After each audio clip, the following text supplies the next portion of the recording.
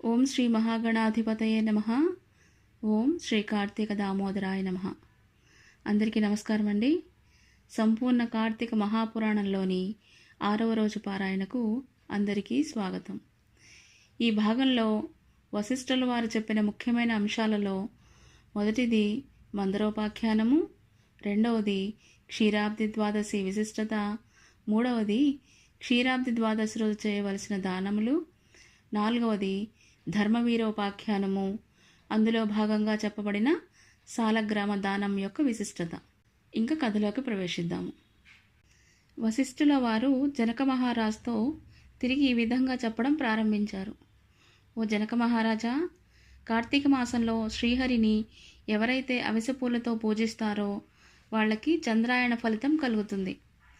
గరికతోనూ కుశలతోనూ పూజించే వాళ్ళు వైకుంఠాన్ని పొందుతారు.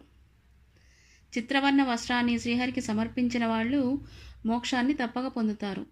కార్తీక స్నానాచరణమును చేసి విష్ణు సన్నిధిని దీపమాలికలను ఉంచేవాళ్ళు, కార్తీక పురాణ పాఠకులు శ్రోతలు కూడా విగత పాపులై పరమపదాన్ని చేరుతారు. ఇందుకు ఉదాహరణగా వినినంత మాత్రాననే సర్వపాపాలను సంయమింపజేసేది ఆయురారోగ్యదాయిని అయిన ఒక కథ చెబుతాను వినండి అంటూ వశిష్ఠుల వారు మందరోపాఖ్యానాన్ని ప్రారంభించారు. కళింగ దేశంలో మందరుడు అనే ఒకానొక బ్రాహ్మణుడు స్నాన సంధ్యా వందనాదులన్నింటినీ విసర్జించి పరులకు కూలి పని చేస్తూ ఉండేవాడు. అతనికి పతివ్రత సర్వశుభలక్షణ సంపన్న అయిన సుశీల అనే భార్య ఉండేది. భర్త ఎంత దుర్మార్గుడైనా కూడా అతని యందు రాగమే తప్ప ద్వేషం లేనిదై పాతివ్రత్య నిష్ఠాపరురాలై ఉండేది. కొన్నేళ్ల తరువాత కూలితో జీవించడం కష్టమని భావించిన మందరుడు అరణ్యాలకు పోయి చేతియందు ఖడ్గాన్ని ధరించి దారులు కాసి బాటసారులను హింసిస్తూ వారి నుంచి ధనాన్ని అపహరిస్తూ కాలం గడపసాగాడు. అలా దొంగిలించిన సొత్తును పొరుగు దేశాలకు తీసుకుని పోయి అక్కడ అమ్మి ఆ సొమ్ముతో కుటుంబ పోషణ చేయసాగాడు. ఒకసారి దొంగతనానికే దారి కాసి ఉన్న మందరుడు ఆ దారిన వస్తున్న ఒకానొక బ్రాహ్మణ్ణి పట్టుకొని అక్కడి మర్రి చెట్టుకు కట్టివేసి అతని దగ్గర ఉన్న ద్రవ్యానంతటినీ అపహరించాడు. ఇంతలో అటుగా వచ్చిన పరమ క్రూరుడైన ఒక కిరాతుడు ఈ మందరుడిని, దోచుకోబడి బంధితుడై ఉన్న ఆ బ్రాహ్మణుడిని ఇద్దరినీ కూడా చంపివేసి ఆ ద్రవ్యాన్ని తాను అపహరించుకుపోబోయాడు. కానీ అదే సమయానికి అక్కడ కిరాత మందర బ్రాహ్మణుల నుంచి వచ్చే నరవాసనను పసిగట్టిన ఒక పెద్ద పులి గాండ్రుమంటూ వచ్చి కిరాతునిపై పడింది. పులి తన పంజాతోనూ కిరాతుడు తన దగ్గర ఉన్న ఖడ్గంతోనూ ఒకరినొకరు కలయబడ్డారు. ఆ జగడంలో పులి కిరాతుడు కూడా ఏకకాలంలో మరణించారు.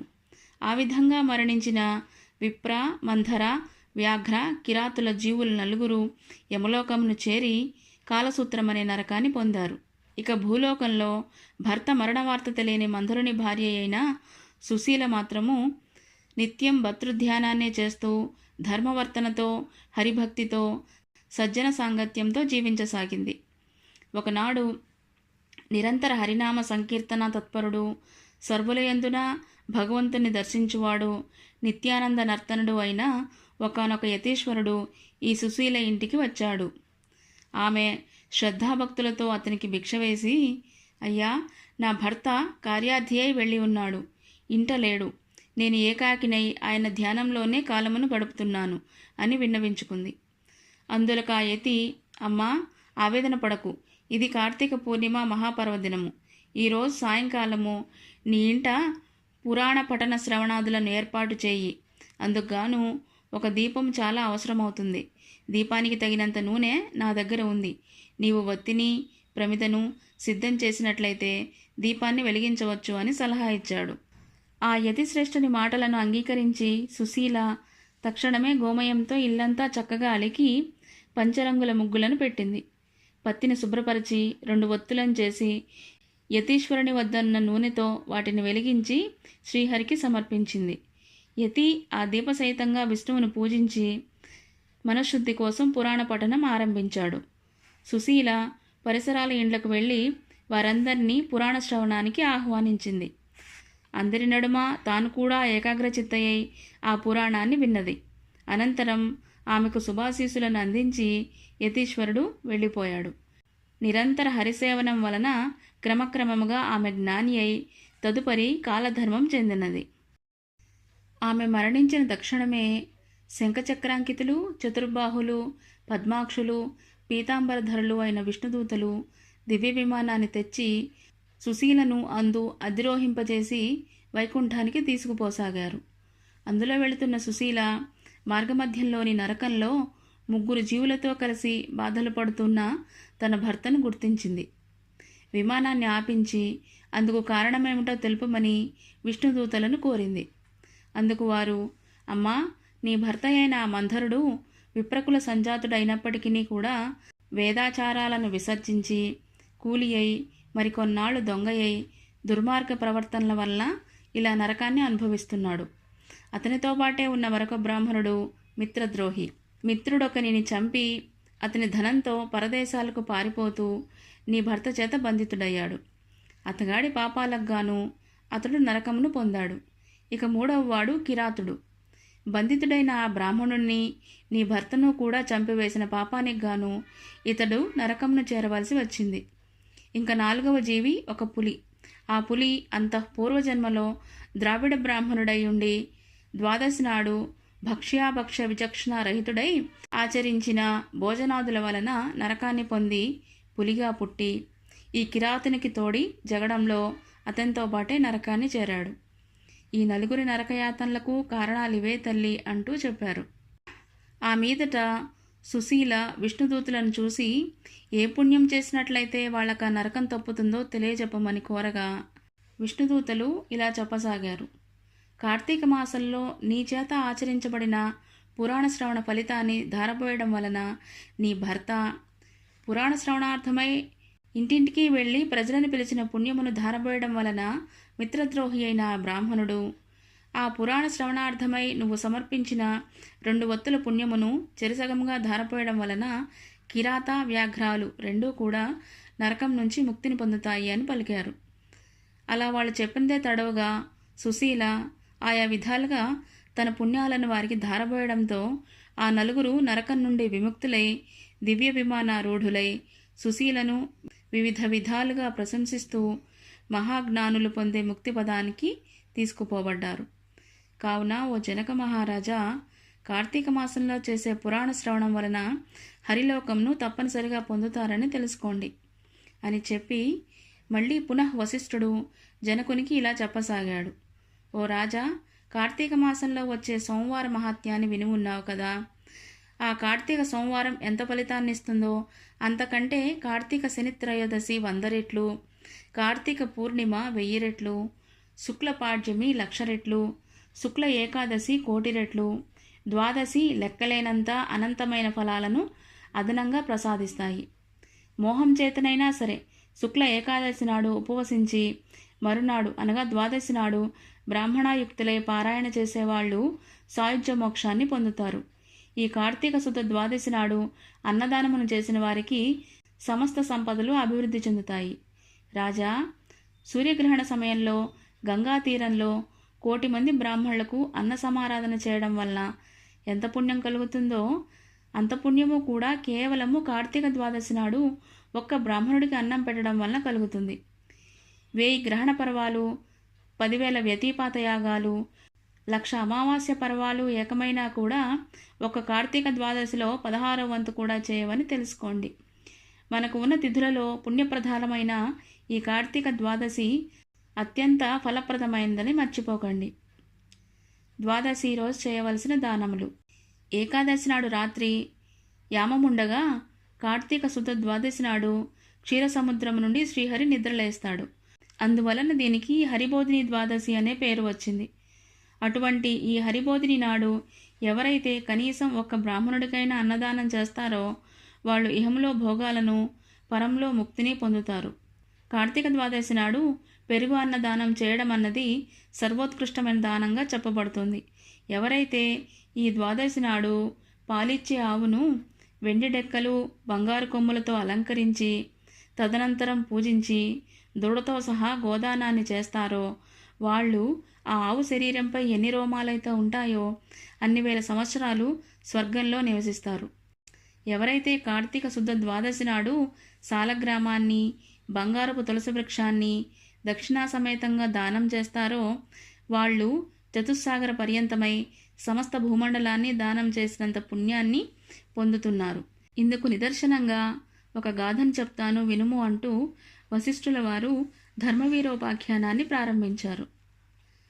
పూర్వం గోదావరి తీరంలో దురాచారవంతుడు, పరమ పిసినిగొట్టు అయిన ఒక వైశ్యుడుండేవాడు. ఈ లుబ్ధుడు దాన ధర్మాలు చేయకపోవడమే కాక తాను కూడా తినకుండా ధనమును ప్రోగు చేసేవాడు. ధనధాన్యాలనే కాదు, కనీసం ఎవ్వరికీ మాట సాయమైనా చేసేవాడు కాదు. నిత్యము పరులను నిందిస్తూ పరద్రవ్యాసక్తుడై మసలే ఈ పిసినిగొట్టు ధనమును వడ్డీలకు తిప్పుతూ అంతకంతకు ద్రవ్యాన్ని పెంచుకోసాగాడు. ఒకానొకసారి ఈ లుబ్ధుడు ఒక బ్రాహ్మణుడికిచ్చిన అప్పును రాబట్టుకోవడం కోసం అతని గ్రామానికి వెళ్ళి తానిచ్చిన బాకీని వడ్డీతో సహా తక్షణమే చెల్లించవలసిందని పట్టుబట్టాడు. అందుకు ఆ బ్రాహ్మణుడు, రుణదాత, నేను నీ బాకీ ఎగవేసేవాడిని కాను, ఎందుకంటావేమో. ఎవరైతే రుణం తీర్చకుండానే మరణిస్తాడో వాడు మరుసటి జన్మలో రుణదాతకు సంతాన రూపంగా జన్మించి ఆ రుణాన్ని చల్లబెట్టుకోవలసి వస్తుంది. అందుచేత ఏదో విధంగా సంపాదించి ఈ మాసాంతరానికల్లా నీ రుణమును తీరుస్తాను, అంతవరకు ఓర్పు వహించి ఉండు అని చెప్పాడు. ఆ బ్రాహ్మణ వచనాలను పరాభవ వాక్కులుగా భావించిన ఆ లుబ్ధుడు కోపంగా, నీ కబుర్లు నా దగ్గర కాదు, నీ బాకీ వసూలు కోసం నెలనాళ్లు ఆగే సమయం నాకు లేదు, మర్యాదగా ఇప్పుడే ఇయ్యి, లేదా ఈ కత్తితో నిన్ను నరికేస్తాను అని బెదిరించసాగాడు.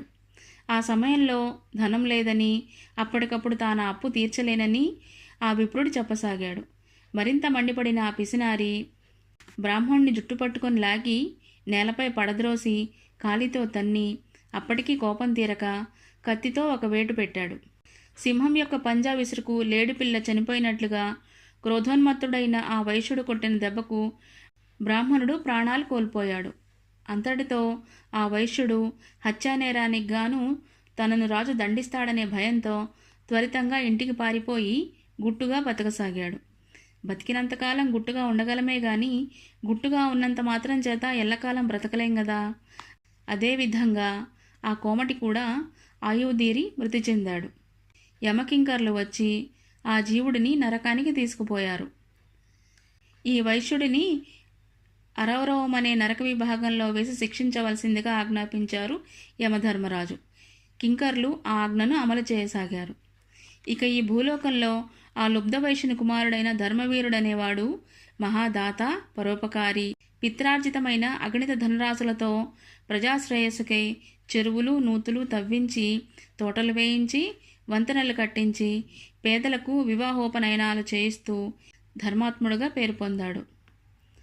ఒకానొకనాడు ఈ ధర్మవీరుడు విష్ణు పూజ చేసే సమయానికి త్రిలోక సంచారి అయిన నారద మహర్షి యమలోకం నుంచి బయలుదేరి హరినామస్మరణ చేసుకుంటూ ఈ ధర్మవీరుని దగ్గరకు వచ్చాడు. ఇంటికి వచ్చిన మునిరాజైన నారద మహర్షిని చూసి ధర్మవీరుడు భక్తి ప్రపత్తులతో ప్రణమిల్లాడు. అర్ఘ్యపాద్యాది వివిధోపచారాలతోనూ నారదుణ్ణి పూజించి తదనంతరం, ఓ నారదముని, దేవర్షులైన వారు ఇలా భూవర్షానికి అందున నా గృహానికి విచ్చేయడం వలన నా జన్మ ధన్యమైంది. నన్నేం చేయమంటారో సెలవివ్వండి, మీరేం చెబితే అది చేస్తాను అని పరమ వినయపూర్వకంగా వేడుకున్నాడు. అందుకు సంతసించిన నారదముని చిరునవ్వు ముఖం కలవాడై, ధర్మవీరా, నా కోసం నువ్వేమీ చేయనక్కర్లేదు, కానీ నీ శ్రేయస్సుకే చెబుతున్నా నా ఈ మాటల్ని శ్రద్ధగా విను. కార్తీక ద్వాదశి శ్రీ మహావిష్ణువుకు అత్యంత ప్రీతికరమైన రోజు. ఆ రోజున చేసిన స్నాన, దాన, జపతప కార్యాలన్నీ కూడా విశేషమైన ఫలితాలను ఇస్తాయి. ఓ ధర్మవీరా, సూర్యుడు తులారాశిలో ఉండగా కార్తీక ద్వాదశి ప్రాతస్నాతులై సాలగ్రామాన్ని దానం చేసేవారెవరైనా సరే జన్మ జన్మాంతరకృత పాపాలను దహింపజేసుకున్న వాళ్లే అవుతున్నారు. మరో ముఖ్యమైన విషయం చెప్తాను విను. నీ తండ్రి మరణించి యమలోకంలో పడరాని పాట్లు పడుతున్నాడు. అతనికి నరకబాధ విముక్తిని సంకల్పించి నువ్వు ఈ కార్తీక ద్వాదశి నాడు సాలగ్రామ దానమును చెయ్యి అని చెప్పాడు. నారదుడు చెప్పిందంతా విని ధర్మవీరుడు నవ్వేశాడు. పైపెచ్చు, నారద మునీంద్ర, నా తండ్రి పేరున గోదానం, భూదానం, తిలాదానం, సువర్ణాది దానాలను ఎన్నో చేశాను. వాటి వల్ల వెలువరించబడని ఈ నరకయాతన కేవలం సాలగ్రామం అనే పేరు కలిగిన ఒక రాతిని దానం చేస్తే సాధ్యమవుతుందా? అయినా ఆ సాలగ్రామం అనే రాయి ఎందుకు ఉపయోగపడుతుంది? తినడానికి పనికిరాదు. అలాగని అలంకారానికా, నవరత్నాలలోంది కాదు. ఏ రకంగానూ ఎవరికీ కూడా పనికిరాని దానిని దానం చేయడం వల్ల ఏం ఉపయోగం? రాతిదాతకు కీర్తి ఉండదు కదా. ఆ దానమును పట్టినవానికి సుఖమూ ఉండదు. కాబట్టి ఆ సాలగ్రామ దానమును నేను చేయలేను అన్నాడు. నారదుడు ఎంత అనునయంగా చెప్పినా కూడా ధర్మవీరుడు తన మూర్ఖత్వాన్ని వదల్లేదు. సాలగ్రామ దానానికి అంగీకరించనూ లేదు. అంతటితో నారదుడు అంతర్హితుడైపోయాడు. మరికొంతకాలానికి ధర్మవీరుడు కూడా మరణించాడు. గౌరవనీయులు సర్వహితాత్ములు అయిన పెద్దల మాటలను పాటించని పాపానికి సాలగ్రామ దానము చేయకపోవడం వలన నరకగతుడై అనంతరము 3 సార్లు పులిగాను, 3 పర్యాయాలు కోతిగాను, 5 జన్మలు ఆబోతుగాను, 10 పర్యాయాలు స్త్రీగాను జన్మించి వైధవ్య పీడను పొందడం జరిగింది. పునః 11వ జన్మలో కూడా ఒకానొక యాచకునికి పుత్రికగా జన్మించవలసి వచ్చింది. పురాకర్మ వలన పెండ్లి కుమారుడు అనతి కాలంలోనే మరణించడంతో ఒక్కగానొక కూతురికి కలిగిన వైధవ్యానికి చింతించిన ఆ యాచక బ్రాహ్మణుడు జ్ఞానదృష్టి చేత తన కూతురి పురాకర్మానుగత పాపాలన్నీ తెలుసుకున్నవాడై ఆ విషయాలన్నీ ఆమెకు సవిస్తరంగా చెప్పి కార్తీక సోమవారం నాడు వేదోక్త విధిగా జన్మార్జిత పాపనాశకమైన సాలగ్రామ దానాన్ని చేయించాడు. ఆ పుణ్యఫలం వలన మరణించిన పెండ్లి కొడుకు తిరిగి పునర్జీవితుడయ్యాడు. ఆ దంపతులు ఇహజీవితాన్ని ధర్మకామ సౌఖ్యాలతోనూ గడిపి కాలానంతరం స్వర్గాన్ని చేరి పుణ్యఫలాలను అనుభవించారు. తదుపరి ధర్మవీరుడు 23వ జన్మగా ఒక బ్రాహ్మణుడి ఇంట శిశువుగా పుట్టి పూర్వజన్మలో చేసిన మహత్పూర్వక సాలగ్రామ దాన పుణ్య విశేషం వలన జ్ఞాని అయి ప్రతివర్ష ప్రయుక్త కార్తీక సోమవార పర్వదినాలలో సాలగ్రామ దానాన్ని ఆచరిస్తూ ఆ పుణ్యఫలంగా మోక్షప్రాప్తుడయ్యాడు. ఇతగాడి సాలగ్రామ దాన మహాపుణ్యం వలన రౌరవగతుడైన ఇతని తండ్రి కూడా నరకం నుంచి విముక్తుడయ్యాడు. కాబట్టి జనక మహారాజా, కార్తీక మాసంలో సాలగ్రామ దానం చేత విష్ణువు సంప్రీతుడై విశేష పుణ్యాన్ని కల్పిస్తాడని ధృవపరుచుకోండి. ఎంతటి పాపానికైనా సరే కార్తీక మాసంలో సాలగ్రామ దానం చేయడమే సర్వోత్తమమైన ప్రాయశ్చిత్తము. ఇంతకు మించిన ప్రాయశ్చిత్తం మరొకటి లేదు అనడంలో ఏమాత్రం అతిశయోక్తి లేదు అంటూ వశిష్ఠుల వారు సాలగ్రామ మహాత్మ్యాన్ని చెప్పడం ముగించారు. ఇంతటితో మన 6వ రోజు పారాయణ పూర్తయింది. ఈ వీడియోపై మీ అమూల్యమైన అభిప్రాయాన్ని తెలియజేయండి. తదుపరి వీడియో యొక్క సమాచారం మీకు అందడం కోసం ఈ ఛానల్ను సబ్స్క్రైబ్ చేసుకుని పక్కనే ఉన్న బెల్ ఐకాన్ను యాక్టివేట్ చేసుకోండి. అందరికీ ధన్యవాదాలు.